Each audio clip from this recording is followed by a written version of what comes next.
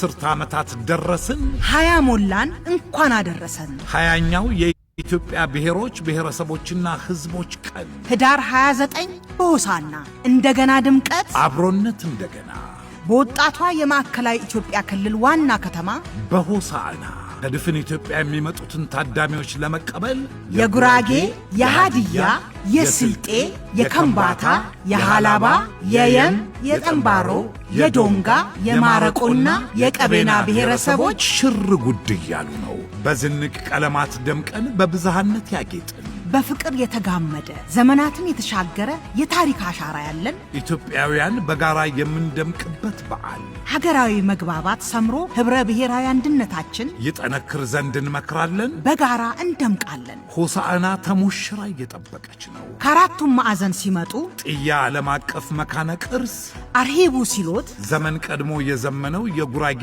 ጀፎረ በጊቤ ሸለቆ ውበት እየሸኘ በሰላም ግቡ ይሎታል። ማረቆ ገበታውን በበርበሬ ምርቱ እያዋዛ በሞቴ ሲሎት የስልጤውን ሐረ ሸይጣን በግርምት ጎብኝተው የቀዩ ዛላ እናት ሃላባ ላይ በአርቶ ፍልውሃ ዘና ይላል። ከምባታ ላይ ሃምባርቾ ተራራ እጅ ነስቶ ይቀበሉታል። ለሰላም ታርሶም በዳግም 777 ደረጃ ቀና ይላሉ። በዶንጋ ዝንጅብል ማዕዶውን እያጣፈጡ ጠምባሮ ላይ ጎራ ሲሉ በጊቤ ቁጥር 3 ሰው ሰራሽ ሐይቅ ይደሰታሉ። የቀቤናዎች ኩታ ገጠም ሰብሎች ማሳ ግርምት ሲፈጥርቦ በአንገሪ ቤተ መንግሥት ሞገስ በሀገር በቀል መድኃኒት ለቀማ ተደምመው በቦር ተራራ ግርማ ይገረማሉ።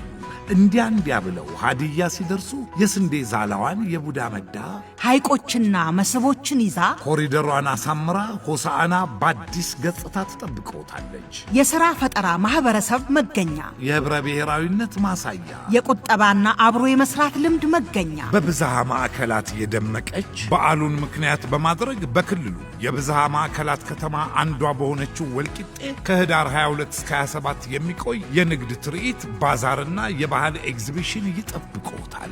የምሁራንና የኢንዱስትሪያሊስቶች መፍለቂያ በሆነው ክልላችን በገጠርና በከተማ በአገልግሎትና በኢንዱስትሪ ሰፊ ዝግጅት ስላደረገ ኑ በጋራ እናልማ እያለን ህዳር 28ና 29 የፌዴራል የክልሎችና የከተማ አስተዳደሮች ከፍተኛ የመንግሥት የሥራ ኃላፊዎች በተገኙበት ዲሞክራሲያዊ መግባባት ለኅብረ ብሔራዊ አንድነት በሚል መሪ ቃል ይከበራል። የማዕከላዊ ኢትዮጵያ ክልል መንግሥት ከኢፌድሪ ፌዴሬሽን ምክር ቤት ጋር በመተባበር ተዘጋጅቷል። በታላቅ አክብሮት ተጋብዘዋል።